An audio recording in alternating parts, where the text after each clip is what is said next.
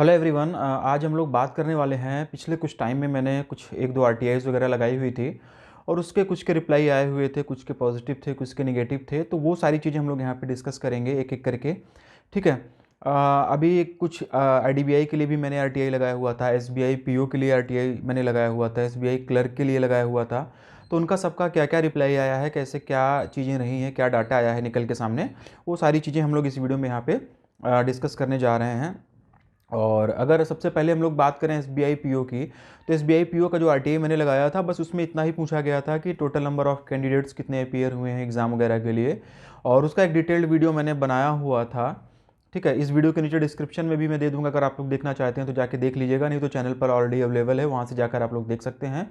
उसमें भी जो रिप्लाई आया था एसबीआई की तरफ से, सिर्फ इतना ही कहा गया था कि क्योंकि एग्ज़ाम जो हो रहा है वो अभी कंप्लीट हुआ नहीं है, मतलब कि जो उनका प्रोसेस है, प्रोजेक्ट का जो उनका प्रोसेस है वो चल रहा है, इसलिए वो लोग ये डेटा डिस्क्लोज़ नहीं कर सकते हैं कि कितने नंबर ऑफ़ स्टूडेंट ने फॉर्म वगैरह फिल किया हुआ था। हालांकि थोड़ा डीप में भी जाके मैंने पूछ लिया था, total number of mail and female candidates भी मैंने पूछ लिया था।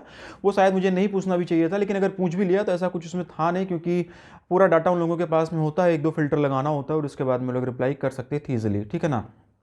तो एसबीआई पीओ का जो रिप्लाई आया, उन्होंने पूरी तरीके से डिनाई कर दिया, उन्होंने कोई भी डेटा दिया नहीं। ठीक है। एक लाइन वहाँ पे ऐड ऑन कर दिया कि ये सारी की सारी इन्फॉर्मेशन जो है प्रोजेक्ट कंप्लीट हो जाने के बाद में मैं आपको दे सकता हूँ, यानी कि जब ये रिक्रूटमेंट फाइनल हो जाएगा उसके बाद में ये इन्फॉर्मेशन दे सकते हैं। तो ये होगी बात एसबीआई पीओ की। क्लर्क की भी रिप्लाई इसी टाइम, क्लर्क वाली भी जो आरटीआई थी इसी टाइम तक मैंने लगा दिया था। ठीक है ना। क्लर्क का भी, एसबीआई क्लर्क का जो आरटीआई लगाया गया था, उसमें भी मैंने बस इतना ही पूछा था कि टोटल नंबर ऑफ़ कैंडिडेट्स कितने हैं, कितने लोगों ने फॉर्म फिल किया हुआ है, कैटेगरी वाइज इतनी चीज़ें पूछी गई थी एसबीआई क्लर्क के लिए, जो मैंने आरटीआई लगाया हुआ था उसमें। ठीक है।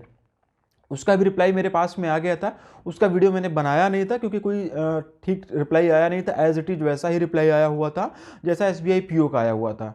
सेम चीज़ इन्होंने यही बोला हुआ था कि क्योंकि इनका प्रोजेक्ट जो है, इनका रिक्रूटमेंट प्रोसेस जो है वो अभी चल रहा है, कंप्लीट नहीं हुआ है, इस वजह से ये ऐसी कोई इन्फॉर्मेशन हमको अवेलेबल नहीं करा सकते हैं। तो मैंने इसलिए इसका वीडियो सेपरेट बनाया नहीं, लेकिन अभी आरटीआई के लिए एक डेडिकेटेड वीडियो बना ही रहा हूँ, जिसमें पिछले दो तीन आरटीआई जो लगाई थी मैंने, उसके बारे में डिस्कस करेंगे। तो मैंने कहा कि यहाँ पे आप लोगों के साथ में ये शेयर करना चाहिए। ठीक है ना। तो क्लर्क का भी कोई इन्फॉर्मेशन नहीं दिया गया एसबीआई के थ्रू, कुछ भी नहीं इन्फॉर्मेशन दिया गया। बोला गया कि प्रोजेक्ट इनका चल रहा है, प्रोजेक्ट कंप्लीट होने के बाद में ये एसबीआई जो है इसकी डिटेल्स हमें देगा। जब एसबीआई पीओ का कोई रिप्लाई नहीं मिला, क्लर्क का कोई रिप्लाई नहीं मिला, तो एसबीआई सीबीओ के लिए फिर मैंने कोई आरटीआई लगाया ही नहीं। मैंने कहा कि रिप्लाई उनका सेम एज इट इज़ आ जाना है, कि क्योंकि इनका प्रोजेक्ट चल रहा है, इस वजह से वो रिप्लाई नहीं दे पा रहे हैं। ठीक है ना। वेट करते हैं इनका रिक्रूटमेंट प्रोसेस कब तक फाइनल होता है। पीओ का भी फाइनल हो जाता है, क्लर्क का भी हो जाता है, सीबीओ का हो जाता है। जैसे जैसे इनके रिक्रूटमेंट प्रोसेस कंप्लीट होते जाएंगे उसके बाद में फिर इन सब के लिए आरटीआई लगाऊंगा ज़रूर एक बार, क्योंकि इन लोगों ने बोला हुआ है कि प्रोसेस कंप्लीट होने के बाद में ही ये चीज़ें बता पाएंगे कि कितने नंबर ऑफ कैंडिडेट वगैरह फॉर्म फिल किए थे। हालांकि ये मुझे अभी भी नहीं समझ में आया कि ऐसी कोई इन्फॉर्मेशन थी नहीं जिसको ये दे नहीं सकते थे। दे तो सकते थे भाई, इसमें क्या बताने में जा रहा है कि कितने लोगों ने फॉर्म फिल किया, कितने लोगों ने फॉर्म नहीं फिल किया। इसी बीच पर सोशल मीडिया पे एक आरटीआई और वायरल हो रही है, कहीं से मैंने भी पढ़ा हुआ था, देखा हुआ था, किसी ने मेरे पास में भेजा हुआ था कि शायद पिछले 2018-19 से 2023 तक 731 या 700 समथिंग एसबीआई पीओ हैं जिन्होंने अपनी जॉब छोड़ दी। अब क्यों छोड़ दी, वर्क प्रेशर होगा या हो सकता है उनका कहीं बेटर जगह सिलेक्शन हो गया हो। तो ये रिप्लाई आरटीआई ने, इस आरटीआई का रिप्लाई एसबीआई ने किया था। तो एक होप मेरे पास भी है, क्योंकि वो जो आरटीआई का रिप्लाई उसने किया हुआ है पिछले 3-4 सालों का डाटा है, जिसमें ये बताया है कि कितने पीओ ने, इतने एसबीआई पीओ ने जॉब छोड़ दी है। तो वो प्रोजेक्ट कंप्लीट हो चुके हैं, इसलिए उसका डाटा हो सकता है कि एसबीआई ने दे दिया हो। तो अब मैं भी वेट कर रहा हूँ कि जैसे इनका पीओ का रिक्रूटमेंट फाइनल होता है, फाइनल रिजल्ट आता है, फिर मैं पीओ के लिए आरटीआई लगा देता हूँ। एक बार देखता हूँ ना कि कितने कैंडिडेट ने फिल किया, कितने कितने लोगों ने, कैसे कैसे क्या स्टेप बाइज स्टेप चीज़ें रही। इसी तरीके से पीओ का भी करूँगा, इसी तरीके से क्लर्क का भी करूँगा, इसी तरीके से सीबीओ का भी करूँगा। एसबीआई की बात यहाँ पर ख़त्म होती है। अब हम लोग वापस आते हैं आईडीबीआई की तरफ। ठीक है ना। और आईडीबीआई में जो हमको आना है, आईडीबीआई में भी मैंने 2-3 आरटीआई लगाई हुई थी।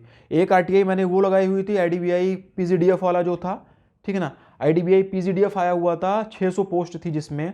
ठीक है। एक आरटीआई मैंने उसकी लगाई थी जिसका रिजल्ट अभी 1-2 दिन पहले आया हुआ है, जिसका रिजल्ट 1-2 दिन पहले नहीं, जिसका रिजल्ट शायद 20-21 दिसंबर के आसपास में आया हुआ था। 600 पोस्ट थी आईडीबीआई जैम की, पीजीडीएफ वाला था, जो diploma in banking and finance वाला होता है वो था। एक आरटीआई मैंने उसकी लगाई थी, उसका भी रिप्लाई मेरे पास में आ गया है। एक आरटीआई मैंने अभी लगाई हुई है जैम की, जो अभी ये जैम आया नहीं, इसका आईडीबीआई जैम का नोटिफिकेशन आया हुआ है 800 पोस्ट के लिए। और दूसरा सेल्स एंड मार्केटिंग का एग्जीक्यूटिव पोस्ट के लिए जो आया हुआ है 1300 के लिए। इसका रिप्लाई मेरे पास में नहीं आया है, लेकिन किसी और के थ्रू आया हुआ है, मुझे इसका रिप्लाई मिल गया है कि आईडीबीआई जैम के लिए भी जो आया हुआ है कितने फॉर्म फिल किए गए हैं मेरे पास। मैं तो वो सिर्फ जैम का है। मैंने जो आरटीआई लगाई हुई है वो लगाई हुई है मैंने दोनों की, यानी कि जैम की और सेल्स एंड मार्केटिंग एग्जीक्यूटिव वाली, जिसमें 800 की पोस्ट वैकेंसी थी और एक में 1300 थी। तो उसका रिप्लाई जैसे मेरे पास में आएगा वो मैं भी डिटेल्स आप लोगों के साथ में शेयर करूंगा, और आ ही जाना चाहिए, 1-2 दिन के अंदर आ जाएगा। हालांकि जैम का डिटेल मेरे पास में आ गया, वो मैं शेयर कर देता हूं।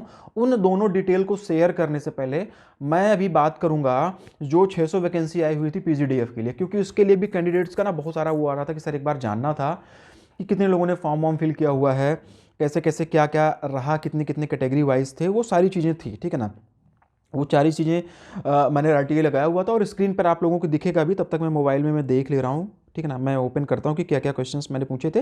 हालांकि ये आप लोग जब वीडियो देखोगे तो उस टाइम पर आपकी स्क्रीन पर मैं ये सारी चीज़ें लगा दूंगा, वहाँ पे दिखेगा। ये बात हो रही है आईडीबीआई पीजीडीएफ वाली, जिसका रिजल्ट अभी 20-21 दिसंबर के आसपास में आया हुआ था। 600 नंबर ऑफ वैकेंसीज थी इसमें, उसकी ये बात हो रही है, ठीक है ना। तो जो मैंने क्वेश्चंस पूछा हुआ था उसमें 5 क्वेश्चन मैंने पूछे हुए थे। पहला क्वेश्चन क्या है, पहला क्वेश्चन था category wise total number of candidate which appeared in the exam, ठीक है ना। मतलब कि कैटेगरी वाइज टोटल कितने कैंडिडेट्स ने फॉर्म एग्जाम में बैठे हुए थे, ये पूछा था। दूसरा क्वेश्चन ये पूछा गया था category wise total number of candidate called for interview, interview के लिए कैटेगरी वाइज कितने लोगों को बुलाया गया था, ये दूसरा क्वेश्चन मैंने पूछा था। तीसरा क्वेश्चन जो मेरा था as per the total number of vacancies how many times of total number of candidates called for interview, मतलब कि 600 वैकेंसी थी, तो 600 वैकेंसी के अगेंस्ट में टोटल कितने कैंडिडेट को इंटरव्यू के लिए बुलाया गया था, ये मेरा जो था ये था तीसरा क्वेश्चन। चौथा क्वेश्चन जो हमारा पूछा था मैंने, उसने ये पूछा था कि how many male and female candidates are called for interview, यानी कि इंटरव्यू के लिए कितने मेल मेंबर बुलाए गए थे, कितने फीमेल मेंबर बुलाए गए थे। पांचवा जो क्वेश्चन मैंने पूछा था when will the final result be declared, यानी कि फाइनल रिजल्ट कब डिक्लेयर होगा। 20 तारीख को रिजल्ट ऑलरेडी डिक्लेयर हो चुका है, उसके बाद में इनका आरटीआई वाला रिप्लाई आया है।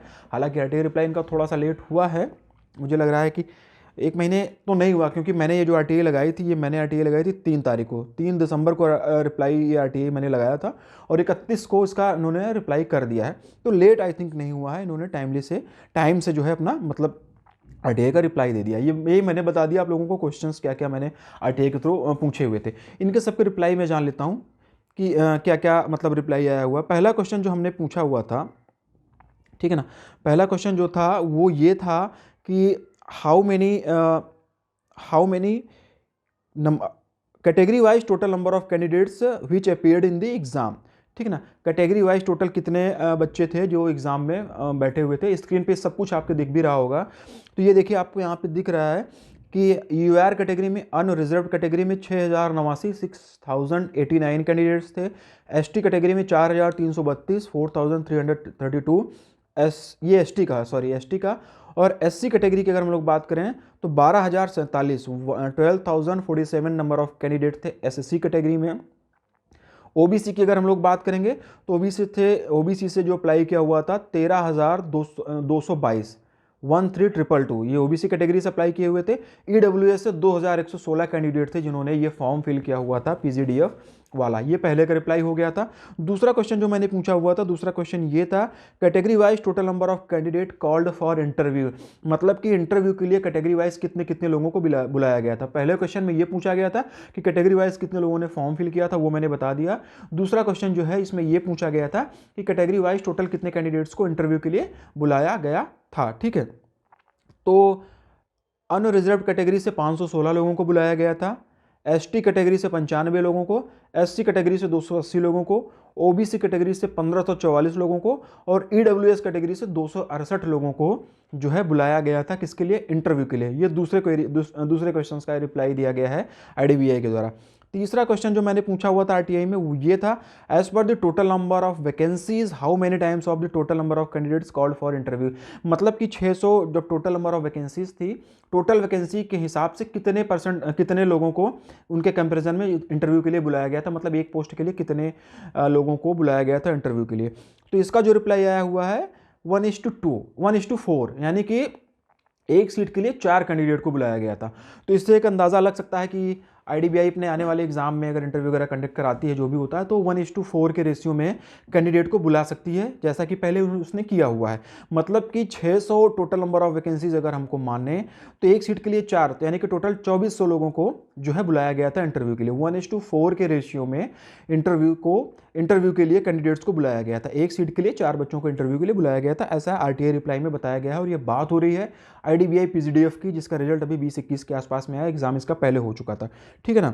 और चौथा क्वेश्चन की अगर हम लोग बात करें, तो total how many male and female candidates for called for interview, यानी कि इंटरव्यू के लिए जो 1:4 के रेशियो में बुलाया गया था, एक सीट पे 4 लोगों को जो बुलाया गया था, इसमें से टोटल कितने मेल कैंडिडेट थे जिनको इंटरव्यू के लिए बुलाया गया था, टोटल कितनी फीमेल कैंडिडेट थी जिनको इंटरव्यू के लिए बुलाया गया था, ये भी मैंने आरटीआई में पूछ लिया था और इसने रिप्लाई दिया एसबीआई के तरीके से, इसने ऐसा कुछ किया नहीं। तो इसका जो रेशियो आ रहा है वो ये आ रहा है कि मेल कैंडिडेट जो बुलाए गए थे 1733, यानी कि 1733 लोग जो थे, 1733 मेल कैंडिडेट बुलाए गए थे इंटरव्यू के लिए। और फीमेल कैंडिडेट की अगर हम लोग बात करें तो 970 फीमेल कैंडिडेट्स बुलाई गई थी इंटरव्यू के लिए, ठीक है ना। ये भी आपको सब कुछ आपके स्क्रीन पे दिख रहा होगा। तो ये मेल फीमेल का भी बता दिया गया था। और पांचवा क्वेश्चन जो मैं इसी सेम आरटीआई में पूछा था वो ये था कि when will the final result be declared, क्योंकि जब ये आरटीआई मैंने लगाई थी तब इसका रिजल्ट आया नहीं था। तो मैंने ये भी पूछने की कोशिश की थी कि क्या इसका रिजल्ट मतलब कब तक आएगा। तो उसका जो रिप्लाई इन्होंने दिया हुआ है, उसका रिप्लाई दिया हुआ है कि final result is hosted in the bank website, ठीक है ना। तो बैंक की वेबसाइट पर मतलब कि फाइनल रिजल्ट जो है वो डाल दिया जा चुका है, क्योंकि 20 तारीख के आसपास में आई थिंक रिजल्ट आया था और 31 तारीख को आरटीआई का रिप्लाई आया हुआ है। तो इस बीच में वेबसाइट पर जो था इसका रिजल्ट मतलब डाल दिया गया था। तो ये इसका रिप्लाई रहा। ये वैकेंसी कंप्लीट हो चुकी है। अभी कुछ लोगों की क्वेरीज ये भी है कि ग्रेड ए के कुछ मैनेजर्स वगैरह हैं, जो भी हुआ था वैकेंसी, उसमें कुछ लोग रिजर्व लिस्ट में रखे गए हैं, तो उनका क्या होगा, उनकी रिजर्व लिस्ट क्लियर होगी कि नहीं होगी। तो इसकी भी आरटीआई में बहुत जल्दी लगाने वाला हूँ। वो भी मैं लगा कि उसकी जो भी इन्फॉर्मेशन आएगी मैं आपको बताऊंगा। फाइनल रिजल्ट बैंक की वेबसाइट पे होस्ट कर दिया गया। ये पांचों क्वेश्चंस का रिप्लाई था, इसकी तरफ से दिया गया था। ये बात हो गई पिछली वैकेंसीज की। और अभी जो आईडीबीआई की वैकेंसीज आई हुई है जैम की और सेल्स एंड मार्केटिंग वाली जो आई हुई है 1300 वैकेंसी, और 800 वैकेंसी जैम की आई हुई है, ग्रेड ओ वाली, ओ लेवल ऐसा कुछ करके लिखा हुआ है ना उस वैकेंसी में। उसकी अगर हम बात करें तो उसकी आरटीआई भी मैंने लगाई हुई है, लेकिन मेरे पास में उसका भी रिप्लाई आया नहीं है, ठीक ना। मेरी मेल पे वो रिप्लाई ऑफिशियली आया नहीं है, लेकिन वाया किसी स्टूडेंट ने भी शायद लगाई थी, उसने मुझे कुछ डिटेल्स शेयर की है।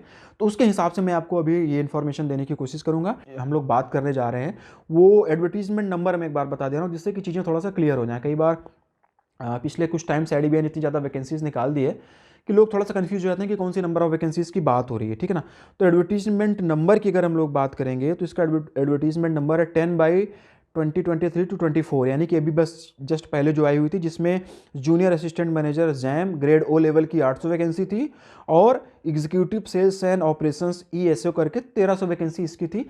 इस दोनों के लिए भी मैंने आरटीआई लगाया हुआ है। एक ही आरटीआई में दोनों के लिए मैंने पूछा हुआ है कि जैम ओ लेवल के लिए कितने कैंडिडेट ने फॉर्म फिल किया हुआ है कैटेगरी वाइज, और एग्जीक्यूटिव सेल्स एंड ऑपरेशन के लिए कितने कैंडिडेट ने फॉर्म फिल किया हुआ है कैटेगरी वाइज, जिसके लिए 1300 वैकेंसीज हैं। मेरा रिप्लाई इसका नहीं आया है, लेकिन कहीं से ये रिप्लाई मुझे मिला हुआ, किसी स्टूडेंट ने और लगाया हुआ था, तो वो मैं आप लोगों के सामने डाटा शेयर कर देता हूँ कि कितने लोगों ने फॉर्म फिल किया हुआ है। और ये जो डाटा सिर्फ और सिर्फ जैम का है, एग्जीक्यूटिव वाला नहीं है। एग्जीक्यूटिव वाला उसने नहीं लगाया हुआ था, तो एग्जीक्यूटिव वाला जब मेरे पास में उसका रिप्लाई आएगा तो मैं वो चीज़ें आप लोगों के साथ में मतलब मैं शेयर कर दूंगा, ठीक है ना।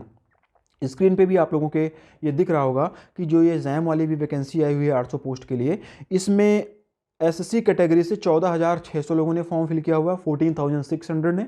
एसटी कैटेगरी से 4,834 कैंडिडेट्स ने, यानी कि 4,834 कैंडिडेट्स ने फॉर्म फिल किया हुआ है। ओबीसी कैटेगरी से 13,042 कैंडिडेट ने फॉर्म फिल किया हुआ है, 13,042 कैंडिडेट्स ने फॉर्म फिल किया हुआ है। ईडब्ल्यूएस कैटेगरी से 2,182 कैंडिडेट ने फॉर्म फिल किया हुआ है, 2,182 कैंडिडेट्स ने फॉर्म फिल किया हुआ है। और यूआर कैटेगरी से, अनरिजर्व कैटेगरी से 8,445 कैंडिडेट ने फॉर्म फिल किया हुआ है, 8,445 कैंडिडेट्स ने फॉर्म फिल किया हुआ है। ये डिटेल आपकी स्क्रीन पे दिख भी रही होगी। ये कैटेगरी वाइज है जैम के लिए जो भी हुआ कि कितने कितने लोगों ने फॉर्म फिल किया हुआ है इसके लिए, ठीक है ना। इसका पेपर भी शायद आज ही कल में हुआ है, ठीक है ना, इसका पेपर भी शायद हो गया है। और ओबीसी के लिए अगर हम सबसे ज़्यादा जो फॉर्म फिल किया गया है वो एससी कैटेगरी में फिल किया गया है। इसकी अगर हम लोग बात करें तो ठीक ना, ये जो जैम वाला भी हुआ 800 पोस्ट के लिए, इसमें सबसे ज़्यादा जो फॉर्म फिल किया गया एससी कैटेगरी से फिल किया गया, 14,600 फॉर्म एससी कैटेगरी से फिल किया गया, आपकी स्क्रीन पे है। ओबीसी उसके बाद आता है जिसमें से 13,042 है, फिर अनरिजर्व्ड आता है, फिर एसटी आता है और फिर ईडब्ल्यूएस आता है। सबसे कम फॉर्म ईडब्ल्यूएस कैटेगरी से ही फिल किया गया है, 2,182 फॉर्म फिल किए गए हैं। ये बात है जैम की, ठीक है ना। एग्जीक्यूटिव वाला डिटेल उसकी आरटीए मैंने लगाई हुई है। तो जैसे ही, हालांकि आरटीए मैंने लगाई हुई है उसमें एग्जीक्यूटिव और जैम दोनों की लगाई हुई है, तो दोनों का जो अगर रिप्लाई आता है 1-2 दिन के अंदर आ ही जाना चाहिए, क्योंकि वो आरटीए मैंने जो लगाया हुआ था आई थिंक 10-11 दिसंबर के आसपास में लगाया हुआ था, ठीक है ना। तो अभी 10-20 दिन हुआ है, तो 1 महीने का टाइम होता है आरटीआई के रिप्लाई का। तो जैसे ही उसका रिप्लाई आता है वो मैं बता दूंगा। हालांकि ये जो है जैम के लिए तो आपको इन्फॉर्मेशन मिल ही गई है, सिर्फ और सिर्फ एग्जीक्यूटिव वाला ही रह रहा है। तो जैसे ही उसकी रिप्लाई मेरे पास में कुछ भी आता है वो मैं आप लोगों के साथ में वो चीज़ें भी मैं शेयर कर दूंगा, ठीक है। तो बस ये कुछ एक इन्फॉर्मेशन थी जो आप लोगों के साथ में शेयर करना था। पिछले 1 महीने के भीतर मैंने 3-4-5 आरटीआईज लगाई हुई थी, और एसबीआई की तो सारी की सारी आरटीआई डिस्पोज मतलब वो कर दी गई, रिप्लाई ही नहीं दिया गया। तो एसबीआई का जब रिक्रूटमेंट प्रोसेस खत्म हो जाएगा तब उसकी भी आरटीआई में फिर से लगाऊंगा और ये जानने की कोशिश करूंगा कि कितने कितने लोगों ने कैटेगरी वाइज फॉर्म फिल किया था। इसके बाद में हम लोगों ने जो बात किया, ये बात किया हुआ था आईडीबीआई का जो पीजीडीएफ वाला था, जो 600 पोस्ट के लिए वैकेंसी आई थी, उसके भी बारे में पूरी डिटेलिंग बता दी कि 1:4 के रेशियो में कैंडिडेट बुलाए गए थे इंटरव्यू के लिए, कितने मेल कैंडिडेट थे, कितने फीमेल कैंडिडेट थे, कैटेगरी वाइज कितने लोगों ने फॉर्म फिल किया वो भी आपको बता दिया गया, ठीक है ना। सीबीओ का भी रिप्लाई मैं आरटीआई लगाऊंगा जब इसका एग्जाम हो जाएगा, तो कितने कितने लोगों ने कैसे कैसे क्या किया पूरा फाइनल होने के बाद में, जिससे कि अगले ईयर पता चल पाए कि किस तरीके से फॉर्म वगैरह अगर आ रहा है तो किस तरीके से कितने कितने कैंडिडेट्स वगैरह लेते हैं ये इस चीज़ के लिए, ठीक है ना। आईडीबीआई जैम का मैंने बता दिया है, और आईडीबीआई एग्जीक्यूटिव वाला जो है सेल्स एंड ऑपरेशंस वाला, उसका भी रिप्लाई मेरे पास में आया नहीं। जैसे वो रिप्लाई आता उसका भी वीडियो मैं आप लोगों के लिए अवेलेबल कराता रहूँगा, ठीक है ना। चलो फिर ख़त्म करते हैं वीडियो को यहीं पर, और अगले आरटीआई में मिलते हैं या फिर अगली क्लास में जो भी होता है वहाँ पर हम लोग बातचीत करते हैं। धन्यवाद।